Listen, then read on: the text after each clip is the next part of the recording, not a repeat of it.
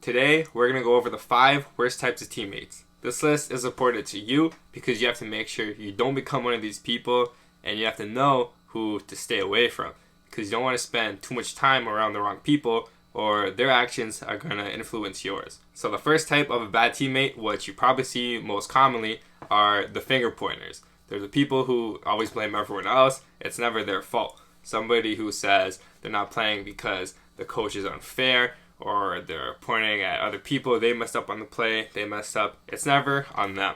They don't take an internal look to see where they can improve. They're just outsourcing the problems to other people and blaming it on them. These type of people just think that they deserve everything, and if they've been with the team for a while, they might feel like they deserve a position just because they've been there, but when they don't get it, really because they're not putting in that much work and they just act like they deserve everything, they're really just going to blame it on the coaches or other people, saying that it's unfair, it's politics, whatever it is. Now, there are unfair coaches out there, but most of the time, it's just a player, and they can't get over their own ego and understand that you might not be as good as you think you are in the moment, so you have to keep working to get better.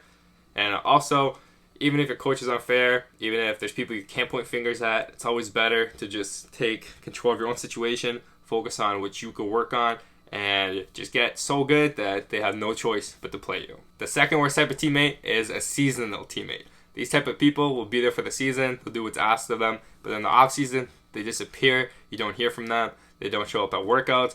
Type of guys who might say, oh, I'm going to get jacked in the summer, and because in high school a lot, guys love saying they're going to get jacked in the summer. But to be a real good teammate, you have to fully apply yourself to the team and your work throughout the whole entire year.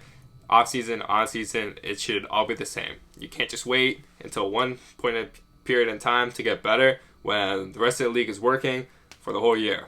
The third worst type of teammate is resume guys, and this is my personal least favorite.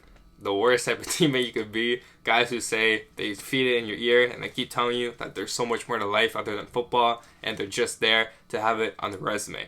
They just want to go through the actions and be able to say that they did it, maybe to help them get a job, or just for the clout, maybe just at a party to tell girls, whatever it is, just to be a part of the team. That's why they're on it, not to actually build a brotherhood and actually succeed as a team, just to be on it.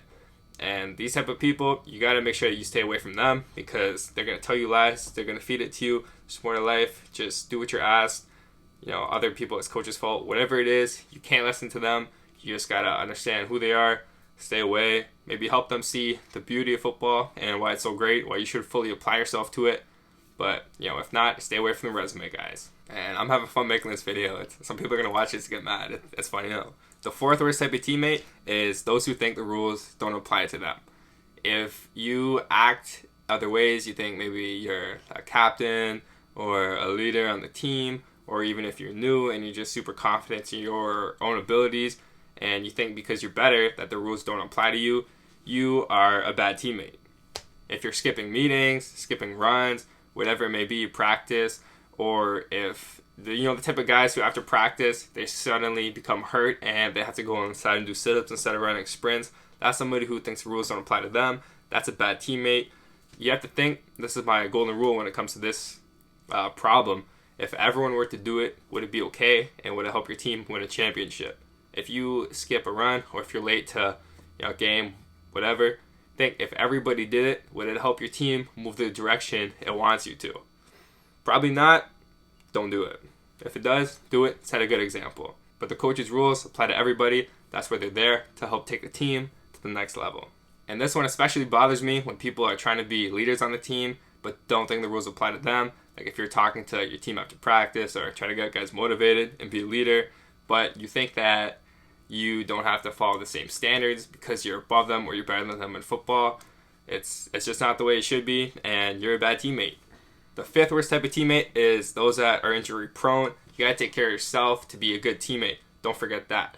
And guys who always show up hurt, and guys get hurt for real, but guys who show up hurt, they're nicked here and there, not taking care of their bodies, not getting, if you always have a tight hip but you never work it out or stretch it, your back might always, whatever it is, you're not a good teammate if you can't take care of yourself. Because if you can't take care of yourself, how are you going to be on the field taking care of the guy next to you? He can't rely on you if you can't take care of yourself. These type of people probably also haven't checked out the How to Get Bulletproof Hamstrings video, which I'll leave a link to in the description below. One of the best ones I've made.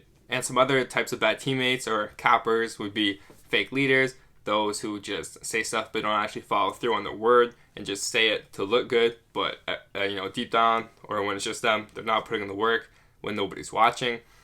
2 would be people who get pushed around too easily. You gotta stand up for yourself, especially in football. It's a man's game out there. You can't just, get bitched around. Also, if you're discouraging guys on the team, especially on game day, say you just got scored on and you're just yelling at guys instead of going to the sideline, looking where you went wrong and fixing it to come back and play, that could be really discouraging and lead you to not be a great teammate if you're always yelling.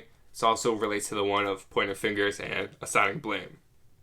What you want to do if you just got scored on or if you're losing in a game, stay positive, make sure you talk to everybody and understand that it's never too late for a comeback. Just keep your cool, keep fighting every single play, every single rep. Just don't lose your cool, don't start yelling, because the other team's going to feed off that. They're going to feel you guys breaking apart and come back, attack even stronger.